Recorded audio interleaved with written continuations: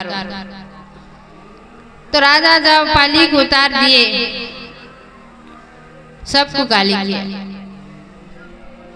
जड़ा भरत खूब गाली किया और जड़ा भरत ने सोचा ये ब्रह्म ज्ञान प्राप्त करने के लिए कपिल भगवान आश्रम जा रहा है और इनका बोली ठीक नहीं है।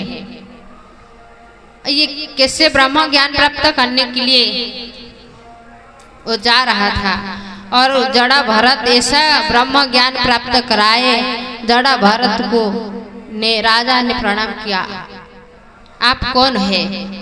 आपके मन में और इतना ज्ञान है तो ज्ञान भरपूर है। अब मैं कपिल आश्रम नहीं जाऊंगा, आपसे ज्ञान प्राप्त करूंगा। तो राजा रघुगण जड़ा भरत को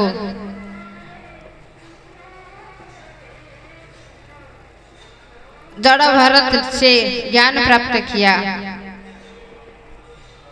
और इधर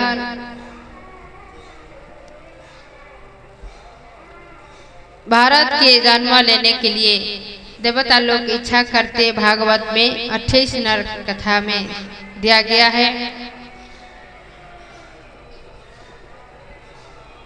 तो उसी समय में राजा ने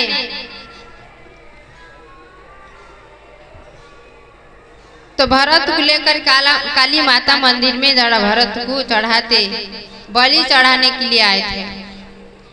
कैसे कि राजा ने डाकू का सरदार ने शर्त किया था और मंदिर जाता था काली माता मंदिर में। जड़ा भरत के कोई पुत्र नहीं था, संतान नहीं था। काली माता मंदिर में प्रणाम किया और काली माता को कहने लगे कि देखो मेरा जब घर में पुत्र बालक होगा मैं आपके मंदिर में नर का बलि चढ़ाऊंगा। तो राजा डाकू सरदार ने जब राजा ने भगवान के काली माता मंदिर में कहने लगे कि जब मेरे घर में पुत्र होगा तब मैं आपके मंदिर में नर बल चढ़ाऊंगा।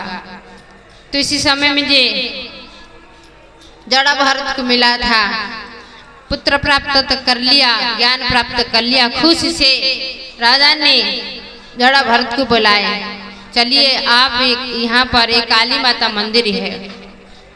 काली माता मंदिर ले गए राजा ने जड़ा भरत को और कहने लगे भगवान देवी मैया को आप प्रणाम करो। तो जड़ा भरत काली माता को प्रणाम किया और प्रणाम करते समय में राजा ने सिपाही को कहने लगे तलवार लाओ और तलवार से जड़ा भरत का सिर हमें काटूंगा, यहाँ पर नर का बलि चढ़ाऊंगा।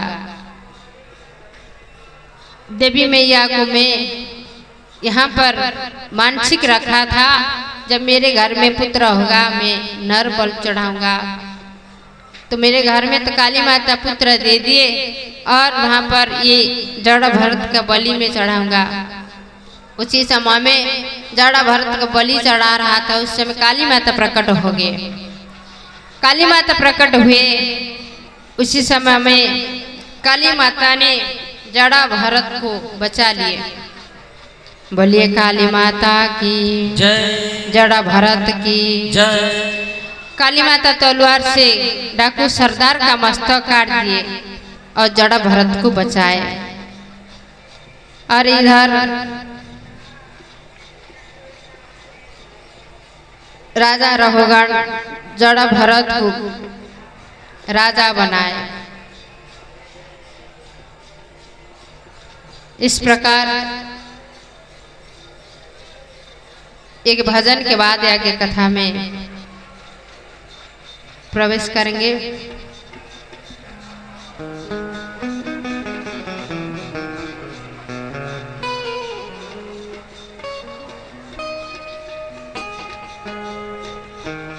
किशोरी चली आओ हाथ धीरे धीरे किशोरी चली आओ हाथ धीरे धीरे, किशोरी चली आओ हाय धीरे धीरे, किशोरी चली आओ हाय धीरे धीरे, किशोरी चली आओ हाय धीरे धीरे, किशोरी चली आओ हाय धीरे धीरे, हाय धीरे धीरे यमुना के तीरे, हाय धीरे धीरे यमुना के तीरे, हाय धीरे धीरे यमुना के तीरे, हाय धीरे धीरे यमुना के तीरे, किशोरी चली आओ हाय धीरे धीरे, किशोरी चली आओ हाय धीरे धीरे, हाय धीरे धीरे यमुना के तीरे, हाय धीरे धीरे यमुना के तीरे, हाय धीरे धीरे यमुना के तीरे, हाय धीरे धीरे यमुना के तीरे, किशोरी चली आओ हाय धीरे धीरे, किशोरी चली आओ हाय धीरे धीरे। श्री राधे।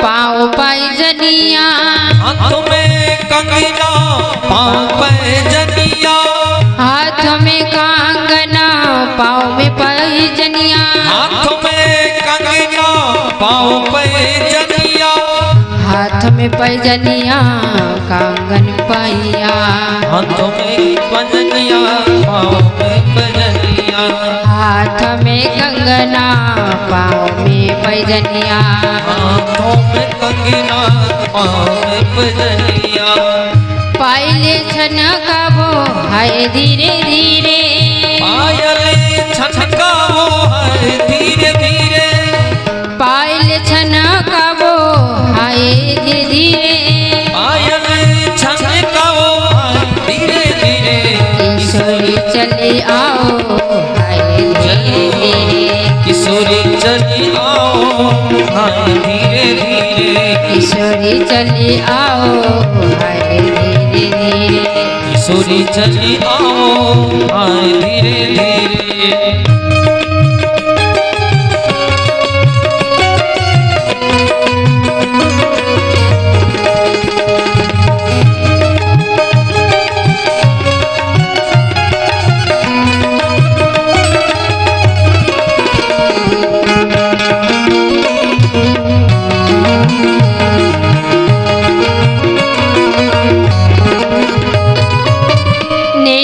गजरा हाथ में गजरा, नैनों में गजरा हाथों में गजरा, नैन में गजरा हाथ में गजरा, नैनों में गजरा हाथों में गजरा, हाथ में गजरा हो नैन में गजरा, हाथों में गजरा हो नैनों में गजरा, हाथ में गजरा हो नैन में गजरा, हाथ में गजरा हो नैनों में गजरा, घूंघट हरवावे हाथ धीरे धीरे, घूंघट सरकावे हाय धीरे धीरे, हे घूंघट सरकावे हाय धीरे धीरे, घूंघट सरकावे हाय धीरे धीरे, किशोरी चली आओ हाय धीरे धीरे, किशोरी चली आओ हाय धीरे धीरे, किशोरी चली आओ धीरे धीरे, किशोरी चली आओ हाय धीरे धीरे।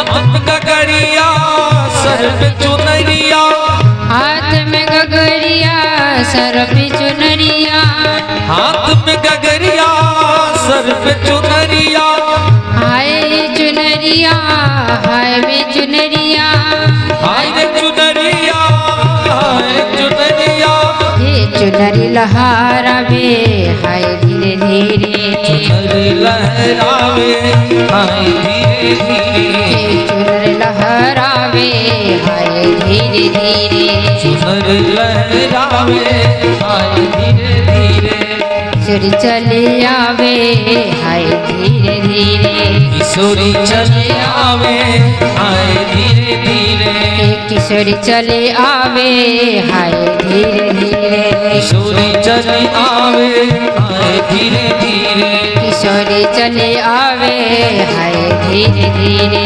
किशोरी चले आवे हाय धीरे धीरे, किशोरी चले आवे हाय धीरे धीरे, किशोरी चले आवे हाय धीरे धीरे।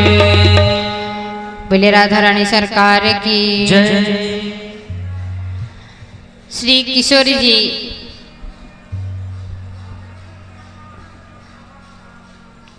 तो राधा रानी किशोरी जी रहते से बरसाना में, तो बरसाना में वहां पर एक बाबा ने रोज किशोरी जी को दर्शन करने के लिए जाते थे।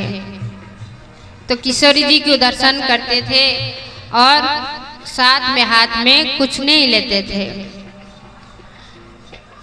रोज बाबा नहीं रहते थे और इनके परिवार में कोई नहीं थे और बाबा अकेले,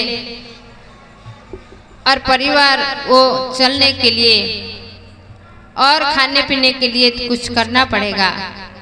तो बाबा ने सिलाई करते थे, वस्त्र सिलाई करते थे, किशोरी मंदिर जाते थे और सिलाई वस्त्रों को बाजार में बेचते थे। और बाबा ने कई व्यक्ति किशोरी जी मंदिर जाते हैं, वृंदावन में राधा रानी किशोरी जी के मंदिर है और सब भक्त लोग को किशोरी जी देखने के लिए, दर्शन करने के लिए जाते हैं और भीड़ भी रहता है। तो बाबा रोज जाते थे, सब जो व्यक्ति किशोरी जी को देखने के लिए मंदिर जाते थे, सब कुछ, कोई चूड़ी लेता है, कोई सिंदूर लेता है, कोई भोग प्रसाद लेकर जाते हैं, किशोरी जी के लिए कुछ कुछ लेकर जाते हैं। बाबा ने कुछ नहीं लेता था और देख रहा थे मेरे घर में कुछ तो नहीं है और मैं जो कमाते हैं उसी से मैं भोजन करते हैं और किशोरी जी के लिए क्या लूँगा। सब भक्त लोग किशोरी जी के लिए क्या आते हैं, कुछ तो कुछ लेकर आते हैं। आज तक मैं दर्शन करते करते बूढ़ा हो गए और आज तक किशोर जी के लिए कुछ नहीं लाए। तो बाबा ने एक दिन मन में सोचे कि किशोरी के लिए मैं लहंगा चुन्नी लूंगा और मेरे हाथ से बना हुआ लहंगा चुन्नी किशोर जी को देंगे। एक दिन बाबा ने लहंगा चुन्नी बनाया आप अपना हाथ से और बाबा ने लेकर जा रहा था। रास्ता में एक छोटी नन्ही ने वहां पर बाबा को हाथ हिलाया, हाथ पकड़ लिया और बाबा को बोले, बाबा बाबा आप रुक जाओ, कहाँ जा रहे हैं, वो हाथ में क्या है। तो बाबा ने कहने लगे कि लाली मेरे हाथ में लहंगा चुनरी है, ये लहंगा चुनरी में आज राधा रानी किशोरी जी के लिए लेकर जा रहे हैं।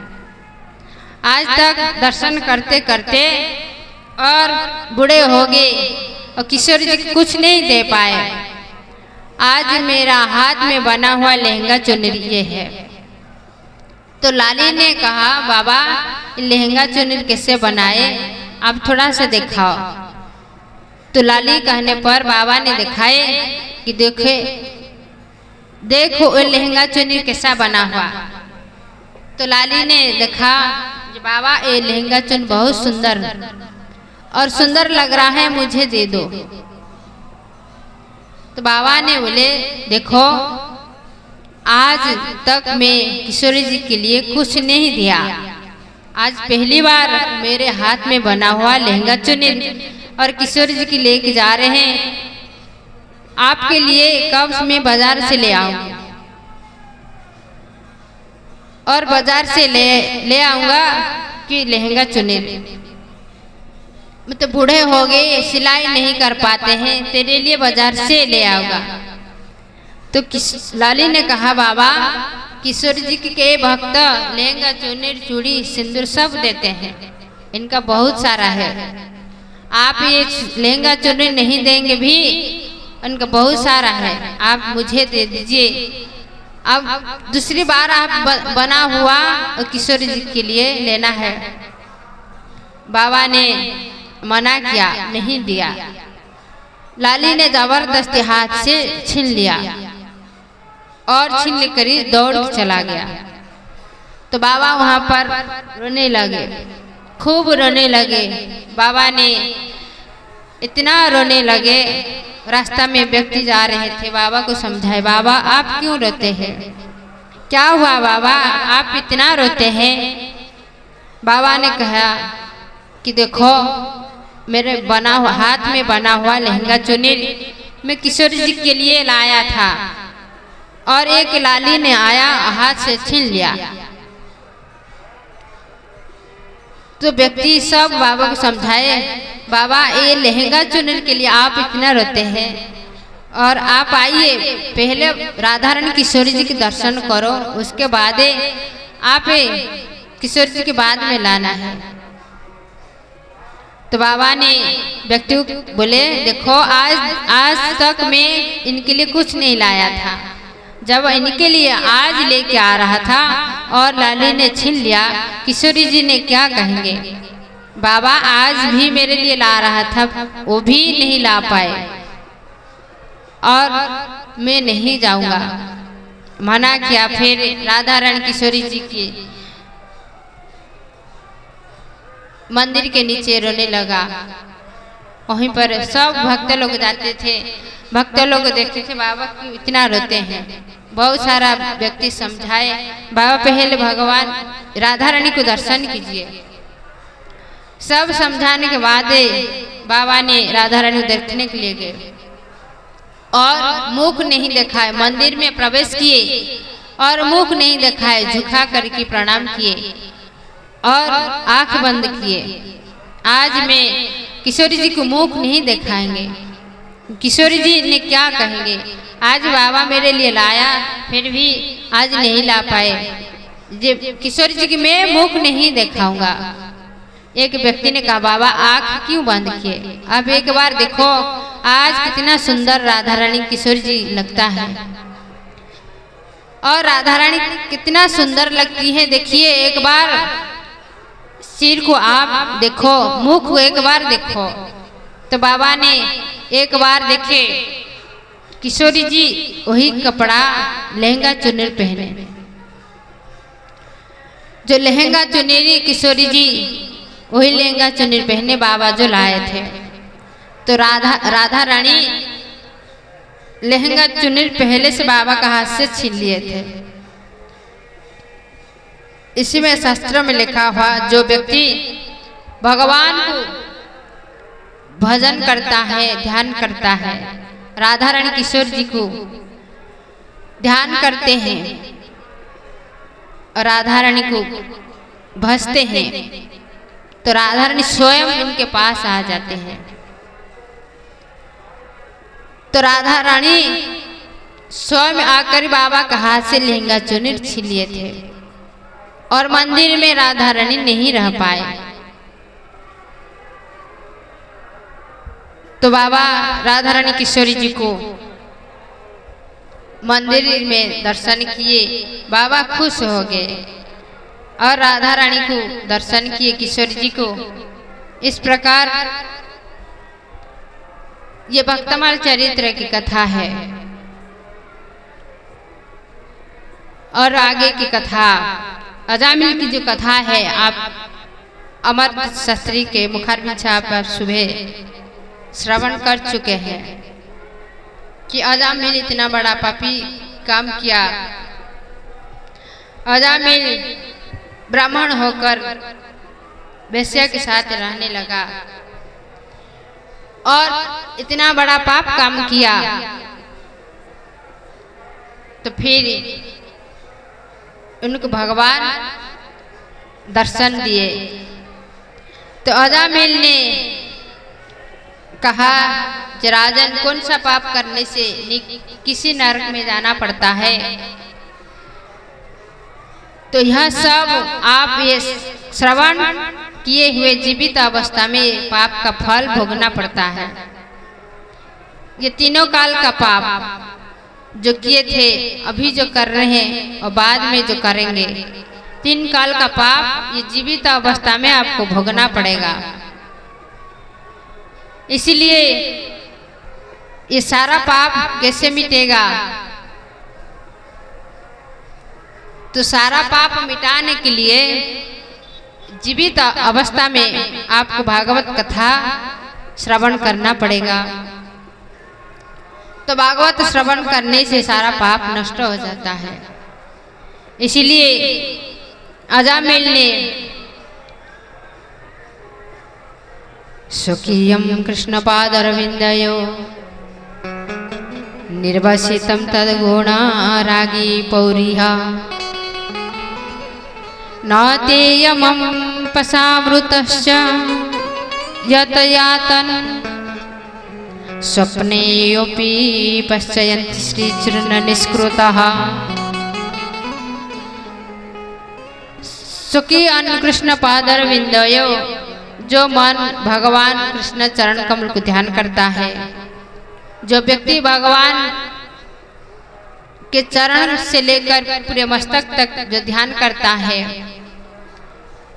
और मन लगाता है, निर्वसित तद्गुण रागी पौरिहा, जो इनके गुण चरित्र को याद करता है, श्रवण करता है, यमदंड और यम यातना नहीं होता है, स्वप्नों में भी नहीं होता है। ये सब कर्म का फल आप जीवित अवस्था में फल का भोगना पड़ेगा। सुखदेव जी कहते हैं, राजन, कन्या नगर में एक ब्राह्मण था। तो ब्राह्मण का नाम अजामिल था। कन्या नगर जो ब्राह्मण अजामिल, तो एक दिन अजामिल विद्या अध्ययन करने के लिए विद्यालय जाते थे और सारा विद्यार्थी को गुरुजी कहने लगे, देखो आप इस रास्ता में आना जाना करते हैं और उसे 2 रास्ता है, आपको 2 रास्ता में एक रास्ता में आना जाना करना है, भीतर वाला रास्ता में नहीं जाना है कि नहीं आना है, बाहर वाला रास्ता में विद्यालयों को आना जाना करना है।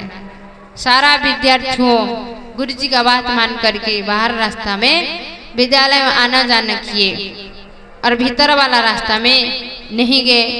और उसी से जो अजामिल विद्यालय में जाता था, जो अजामिल ब्राह्मण ने क्या किया, अजामिल ने सोचा क्यों गुरुजी मना किए, कुछ तो कारण है। तो अजामिल ने क्या किया, वही भीतर वाला रास्ता में गया और भीतर वाला रास्ता में एक वेश्या का महल था और वेश्या का महल था, वही महल के बाहर में एक वेश्या ने अपना शरीर को सजाकर बाहर बैठा था और बाहर अपना शरीर को सजाकर बैठी है। और अजामिल ने दूर से देखा ये महल के बाहर एक सुंदर स्त्री है, बहुत सुंदर है, आज तक मैं कभी नहीं देखा। तो अजामिल ने देखा और अजामिल ने कहा कि आज तक मैं कभी नहीं देखा गया। अजामिल देख कर के चला गया और कुछ दिन तक आना जाना नहीं किया। देखा घर में गया और इनके बारे में खूब रोज सोचने लगा। जंगल में इतना सुंदर स्त्री है और शरीर की सजा कर बैठी है और इतनी सुंदर है, आज तक मैं कभी नहीं दिखे। तो अजामिल ने कुछ दिन बीत गया और इनके पिताजी पुरोहित थे। एक अजामिल को विवाह करवाए एक ब्राह्मणी कन्या के साथ है। कुछ दिन तक रहने लगे ब्राह्मणी कन्या के साथ। अजामिल जब रहता था भगवान का भजन कीर्तन हवन सब कुछ किया। और जिस समय में और एक बार अजामिल ने गया था जंगल में, भेंट किया और देखा, इनको पूछने लगा, पास में जाकर पूछने लगा कि आपका नाम क्या है। और विवाह करने के लिए वो वेश्या ने इनके साथ विवाह किया और घर में लाकर रखा। और जिस समय में घर में रखा और घर में दिखाई कि स्त्री है, इनके साथ नहीं रहा, इनको बाहर में लाकर दोनों रहने लगे। तो धीरे धीरे साथ में रहते रहते अजामिल के 9 बालक हो गया था। तो इसी से 9 बालक हुआ अजामिल इसका नाम। कुछ दिन के बाद अजामिल वेश्या को चलाने के लिए धन संपत्ति तो सब खत्म हो गया और इन चलाने के चोरी करने लगा। चोरी करने लगा और चोरी किया, बाहर से चोरी करने के लिए गया था।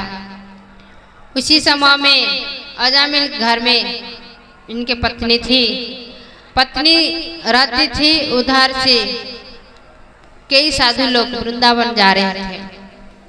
तो रास्ता में अजामिल का गांव पड़ा। अजामिल के गांव में साधु लोग ने गांव में एक चौक पर कुछ व्यक्ति ताश खेल रहे थे। ताश खेल रहे थे। एक व्यक्ति को पूछे, इस गांव में कोई ब्राह्मण का घर है? एक व्यक्ति ने कहा, आप